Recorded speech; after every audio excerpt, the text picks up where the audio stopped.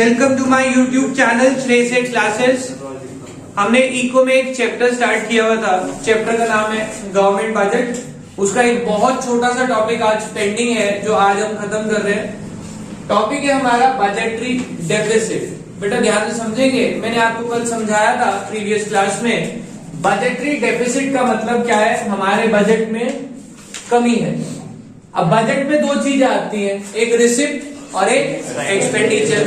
कमी कब होगी बजट में? जब हमारे एक्सपेंडिचर जो है ज्यादा हो जाएंगे रिसिप्ट से, तो वो डेफिसिट आएगा। हमने पढ़ा तीन तरह के डेफिसिट होते हैं, जिसमें से दो डेफिसिट हमने प्रीवियस क्लास में कवर कर लिए थे। पहला डेफिसिट जो हमने कवर किया था that was revenue deficit. Revenue deficit कब आएगा? जब हमारे revenue receipt is greater than revenue expenditure.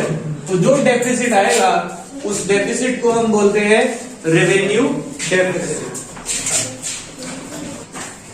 तो हमने क्या पढ़ा था कि जब हमारे रेवेन्यू रिसिप्ट रेवेन्यू एक्सपेंडिचर से ज्यादा हो जाएंगे तो डेफिसिट तो आएगा ही नहीं, -1। जब रेवेन्यू एक्सपेंडिचर ज्यादा हो जाएंगे रेवेन्यू रिसिप्ट से, तब हमारा डेफिसिट आएगा। खर्चे ज्यादा है एज कंपेयर टू रिसिप्ट। कौन सा खर्चे ज्यादा है? रेवेन्यू, यानी कि रूटीन के खर्चे ज्यादा है एज कंपेयर टू रूटीन की रिसिप्ट। तो हमारा जो डेफिसिट आएगा उसको हम क्या बोलते हैं? Revenue deficit. इससे क्या इंप्लीकेशन होते हैं मैंने आपको समझाया था। 5 इफेक्ट होंगे। पहला तो इससे पता लगता है कि गवर्नमेंट अपने रूटीन के खर्चे पूरे नहीं कर पा रही। Government is unable to meet its routine expenditure. Routine के खर्चे पूरे नहीं हो रहे हैं। अब वो रूटीन के खर्चे पूरे नहीं हो रहे, it result in dissaving. इससे इकोनॉमी में क्या आएगी? डिस सेविंग आएगी। और उस डिस सेविंग के अलावा और क्या कर सकती है गवर्नमेंट? देखो, रेवेन्यू रिसिप्ट तो कम पड़ गए, तो गवर्नमेंट कहां से पैसा लाएगी? ना कैपिटल रिसिप्ट से। कहां से? कैपिटल रिसिप्ट से पैसा लाएगी, क्योंकि रेवेन्यू रिसिप्ट तो कम हो गई। दो ही रिसिप्ट होती है गवर्नमेंट के पास, रेवेन्यू या फिर कैपिटल। अब कैपिटल कम पड़ गई, सॉरी रेवेन्यू कम पड़ गई, तो गवर्नमेंट कहां से लाने वाली है?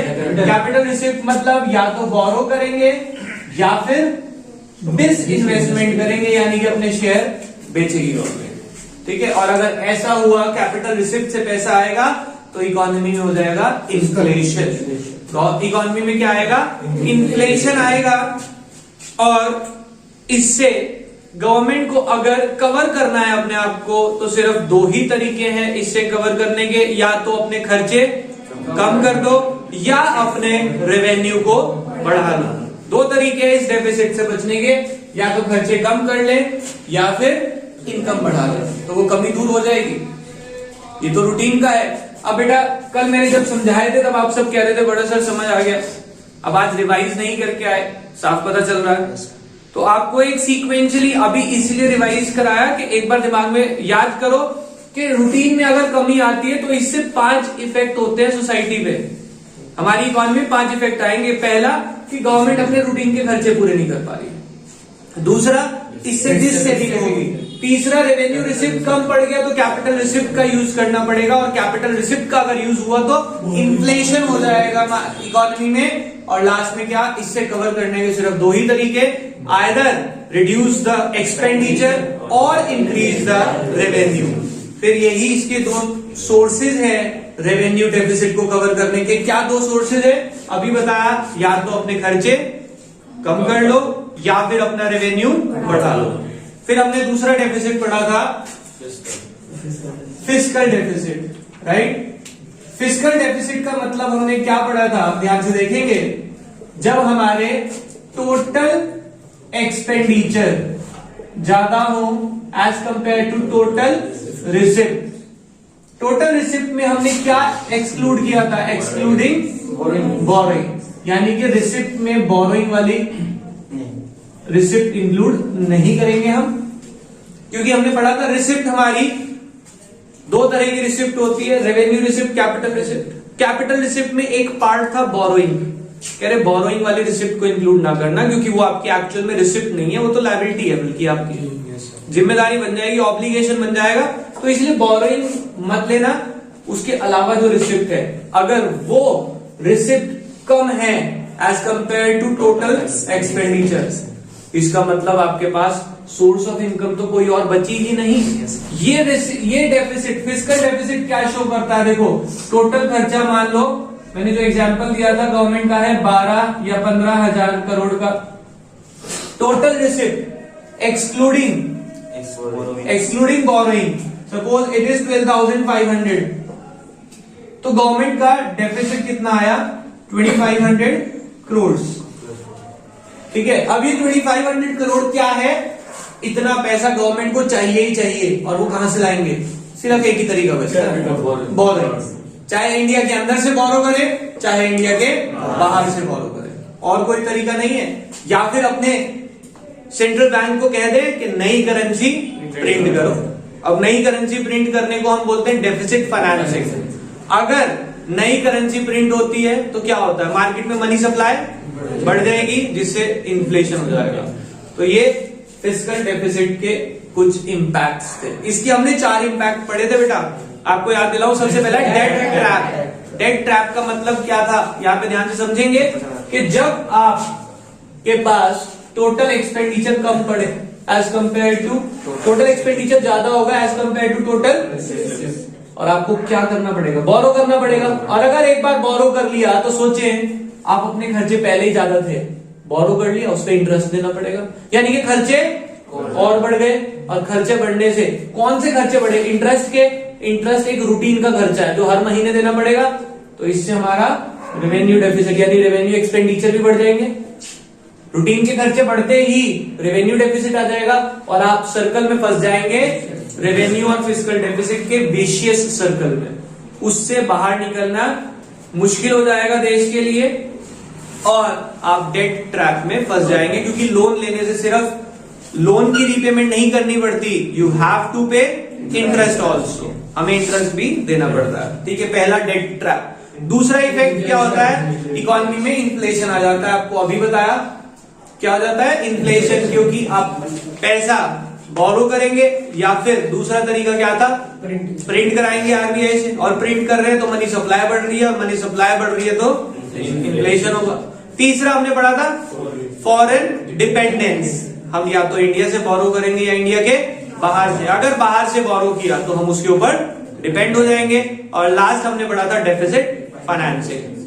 इस डेफिसिट से कवर करने के सिर्फ 2 ही तरीके, या तो बोरो कर लो क्योंकि और कोई इलाज नहीं है, सारी रिसिप्ट तो ले ली, या फिर आरबीआई से डेफिसिट फाइनेंसिंग के थ्रू नई करेंसी प्रिंट करा ले, और दोनों ही केस में महंगाई बढ़ने वाली है। समझ रहे हैं? तो this is the most serious deficit that economy is facing. Clear? अब आगे बढ़ते हैं, जो आज का टॉपिक है। ध्यान से इन बातों को ध्यान में रखते हुए तब तीसरा समझ आएगा, इसलिए रिवाइज कराया था। That is the primary deficit. बेटा प्राइमरी का मतलब क्या होता है? वर्ड प्राइमरी क्या समझाता है आपको? सबसे पहला डेफिसिट जो होता है that is the primary deficit. बेटा इसमें कुछ ऐसे वर्ड यूज करूंगा, शायद कुछ लोगों को बोलते टाइम अजीब लगे, बट सोचेंगे तभी समझ आएगा। ठीक है, तो ध्यान से समझना। प्राइमरी डेफिसिट का एक बार मीनिंग पढ़ लेते हैं। Primary deficit refers to the difference between fiscal deficit. देखो बेटा क्या लिखा है? डिफरेंस बिटवीन फिस्कल डेफिसिट, और डिफरेंस के लिए मेरे को इसमें से माइनस करना पड़ेगा, अभी तो डिफरेंस निकलेगा। The difference between fiscal deficit and interest payment on previous year borings. Interest payment on previous borings, interest payment on previous borings. ध्यान से समझेंगे बेटा इस चीज को, बहुत ध्यान से। इस फॉर्मूले से सारी बात समझ आएगी हमें, अदरवाइज बुक में पढ़ के कंफ्यूजन नहीं होता। मेरा फिस्कल डेफिसिट कितना है? अभी मैंने निकाला 2500, राइट? मैंने देखा कि मेरा फिस्कल डेफिसिट, मुझे कमी कितने की पड़ रही है? 2500। पूरे देश में कमी कितनी की है? 2500 करोड़। अब 2500 करोड़ मेरे को बोरो करने पड़ेंगे। जो बोरो करने हैं, इस बोरो करने में आपको पुरानी कितनी कमिटमेंट पे करनी है, अगर मैं वो हटा दूं, क्या मेरा रियल डेफिसिट आएगा सामने? नहीं सोच पा रहे। ध्यान से सुनना, अपने ऊपर एग्जाम्पल लेते हैं। आपके टोटल घर के जो खर्चे हैं सारे सब मिला के, अगला पिछला सब मिला के हर महीने आपको 20,000 रुपए चाहिए। आप अर्न कर पा रहे हैं 18,000, तो आपके यहां कमी कितने की है? 2,000 की। समझ आई बात? ये कौन सा डेफिसिट हुआ? Fiscal deficit. टोटल की बात करी ना मैंने।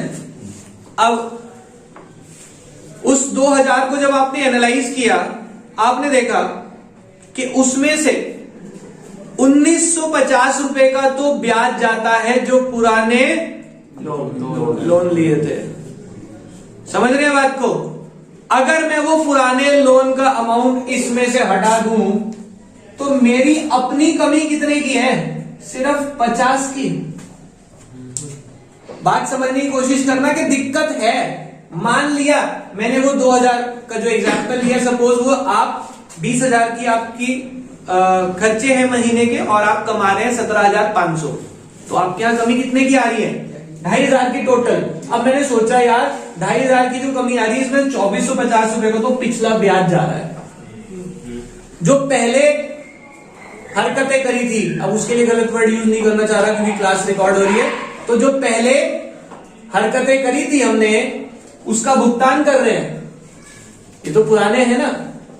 आप कहते हैं, कई बार सुनते हैं पुराने कांड की हरकतें, जो पुराने कांड थे उसको पे करना पड़ रहा है, तो आपकी पुरानी हरकतें आपको तंग कर रही हैं। और अगर हम कहें, अपने ऊपर मत लेना, जो हमारे बाप ने किया था या हमारे बाप के बाप ने किया था उसका भुगतान हम कर रहे हैं, क्योंकि हमने पढ़ा है कि फ्यूचर जनरेशन को इफेक्ट करता है ये पुराना लोन, और वही हो रहा है। आप अपनी जिंदगी में जो कमा पा रहे हैं वो 17,500 कमा रहे हैं, खर्चे आ रहे हैं महीने के 20,000। अब 2,500 की जो कमी है उसमें पुरानी जो कमियां चलती आ रही है, अगर मैं उसको हटा दूं, मेरी कमी सिर्फ 50 रुपए की कमी पड़ रही है मुझे, लेकिन वो कमी 2,500 की हो गई। कारण 2,450 पुराने जो बाप दादाओं ने हरकतें करी है उसका भुगतान हम कर रहे हैं। ऐसे ही अभी गवर्नमेंट के पॉइंट ऑफ व्यू से सोचे कि अगर फिस्कल डेफिसिट गवर्नमेंट का 2,500 करोड़ का आ रहा है और उसमें से प्राइमरी डेफिसिट देखा, तो गवर्नमेंट को पता लगा यार हम जो टारगेट अचीव करना चाह रहे थे कि हम सेल्फ सफिशिएंट हो जाएं। क्या हो जाए? सेल्फ सफिशिएंट हो जाएं। उसके लिए make in India program launch करती है गवर्नमेंट कुछ इस तरह के, हमारा रेवेन्यू बढ़े। गवर्नमेंट ने रेवेन्यू बढ़ाया और गवर्नमेंट के रेवेन्यू में जो करंट कमी रह गई है वो सिर्फ 50 करोड़ की रह गई है। गवर्नमेंट क्या चाहती है? इसका मतलब गवर्नमेंट काफी करीब है अपने टारगेट के, लेकिन वो टोटल कमी कितने की हो गई? 2,500 करोड़ की। इसका मतलब जो पुरानी सरकारों ने उधार पे लोन ले रखा है, उसके एग्रीमेंट हुए होंगे, वो बर्डन बन रहा है देश के ऊपर। That is what the fiscal deficit. But primary deficit is जो प्राइमरी आपको सबसे पहले कवर करना है कि मेरी कमियां क्या है, दैट इज प्राइमरी डेफिसिट। तो इसका मतलब जितना कम प्राइमरी डेफिसिट होगा, इधर समझे, जितना कम प्राइमरी डेफिसिट होगा, it indicate government has to borrow because of past commitments.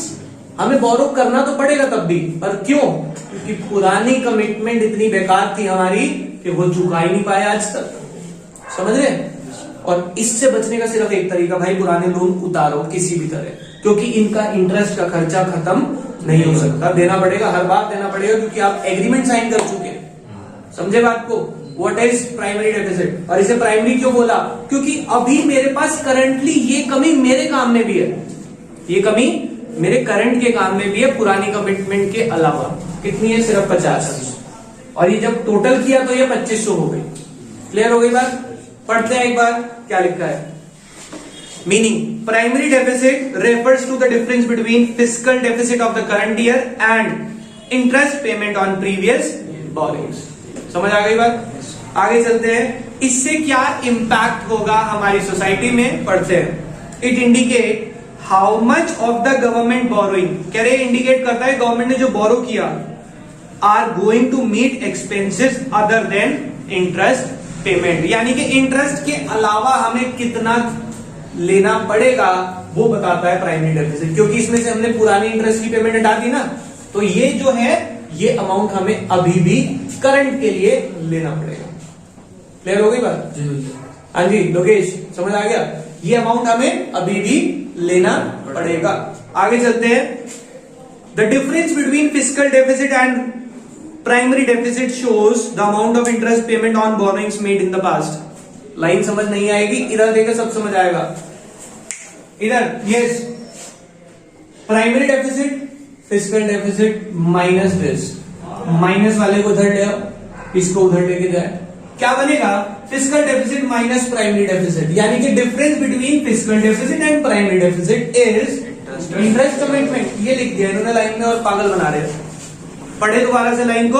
The difference between fiscal deficit and primary deficit shows the amount of interest payment on borrowings made in past. समझ आ गई बात? उस फॉर्मूले को sentence में लिख दिया और कंफ्यूज करने की कोशिश कर रहे हैं। सो अ लो और जीरो प्राइमरी डेफिसिट, आपको इधर देखिए मैंने क्या बताया कि अ लो, ये बहुत कम हो गया। अ लो और जीरो प्राइमरी डेफिसिट इंडिकेट, क्या इंडिकेट करता है? That interest commitment have forced the government to. आपको जो आप एग्जांपल दिया कि आपकी कमी तो बहुत कम है लेकिन फिर भी लोन क्यों लेना पड़ रहा है? क्योंकि पुरानी कमिटमेंट इतनी ज्यादा है मेरे सिर पे कि मुझे पूरी करनी पड़ेगी। Is it okay? समझ आ गया? आगे चलते हैं। Primary deficit is the root cause of fiscal deficit. कह रहे कहीं ना कहीं अगर हम ध्यान से बातें समझें तो प्राइमरी डेफिसिट जो है ये कारण है फिस्कल डेफिसिट का, और फिस्कल डेफिसिट कारण है रेवेन्यू डेफिसिट का। कैसे? ध्यान से समझते हैं बेटा। प्राइमरी डेफिसिट मतलब जो मैं अभी पूरा नहीं कर पा रहा। आप सोचे पुराना छोड़ दो, पुराना छोड़ दो, कुछ नहीं है, मान लो करंट आपकी जो इनकम है दैट इज, अभी जो एग्जाम्पल दिया, सपोज 20,000 रुपए, 19,950 रुपए आप कमा रहे हैं, खर्चे हो रहे हैं 20,000। रुपीज इन लैक्स कर ले या रुपीज इन करोड़ कर ले या सिंपल रुपीज रख ले, तो आपके पास कमी कितने की है? 50 लाख या 50,000, जो मर्जी, 50 रुपए की कमी है। अब आपको खर्चे पूरे करने तो 50 रुपए उधार लेंगे। शुरू यहीं से होता है। 50 रुपए का उधार लिया, अब अगले महीने फिर 50 की कमी पड़ने वाली है, 50 फिर उधार लेंगे, 100 का उधार हो गया, उस पे ब्याज 110, अगले महीने फिर ब्याज लेंगे, लोन लेंगे, 150 का लोन, 20 का लोन इंटरेस्ट, 170। कह रहे जो प्राइमरी, अब ये क्या हुआ? कमी पड़नी शुरू हो गई। क्या जनरेट होगा इससे? हर महीने की कमी आ गई तो कहां पहुंच गए हम? फिस्कल डेफिसिट पे, क्योंकि हर महीने टोटल खर्चे ज्यादा होते चले जाएंगे। और अगर फिस्कल डेफिसिट आ गया तो एक समय ऐसा आएगा कि आप पुराने लोन को चुकाने के लिए नया लोन लेंगे और इंटरेस्ट बढ़ता चला जाएगा, तो आपके रूटीन के खर्चे बढ़ेंगे। It generates the revenue deficit. तो पहला डेफिसिट एक्चुअल में क्या है? Primary deficit. बट सीक्वेंस पढ़ना यही पड़ता है, क्योंकि ये सब, ये यहां से समझ आया, ये समझ आया कि इसमें क्या छोड़ा, और ये यहां से निकलता है, तब समझ आता है। सीक्वेंस पढ़ना यही पड़ेगा, लेकिन सबसे पहला डेफिसिट जो हमारी रियल लाइफ में आता है दैट इज प्राइमरी डेफिसिट। नाम बता रहा है उसका। समझ आ गई बात? पढ़ते हैं रूट कॉज के बारे में। In India interest payment have considerably increase in the recent years. कह रहे रिसेंट ईयर में इंटरेस्ट की कमिटमेंट हमारी बहुत ज्यादा बढ़ गई है। High interest payment on past borrowing have greatly increase the fiscal deficit. कह रहे पुरानी पेमेंट जो हमें देनी है उससे हमारा फिस्कल डेफिसिट बहुत ज्यादा बढ़ गया है। To reduce the fiscal deficit interest payment should be reduce. अगर कह रहे फिस्कल डेफिसिट खत्म करना है तो इंटरेस्ट की पेमेंट कम करनी पड़ेगी through repayment of loans as early as possible. और उसका एक ही इलाज है भैया, लोन चुकाओ। कैसे चुका सकते हैं? देखो सिंपल सी बात है, जो रूटीन में कमा रहे हो अगर वो कमाई नहीं बढ़ा पा रहे तो रूटीन के खर्चे कम करो, कुछ भी करो, अपनी कंजम्पशन को कम करो, कुछ भी करके जो पैसा बचा पा रहे हो सारा का सारा लोन चुकाने में लगाओ। क्योंकि अगर ये लोन नहीं चुकाया तो ये और लोन पे लोन चढ़ने वाला है और वो फ्यूचर जनरेशन के लिए बहुत बड़ी प्रॉब्लम होगी। तो इसका सिर्फ एक ही तरीका है, repay your loan as early as possible. पढ़ते हैं difference between primary deficit and fiscal deficit. पहला meaning, it shows the difference between fiscal deficit and interest payment. ठीक है,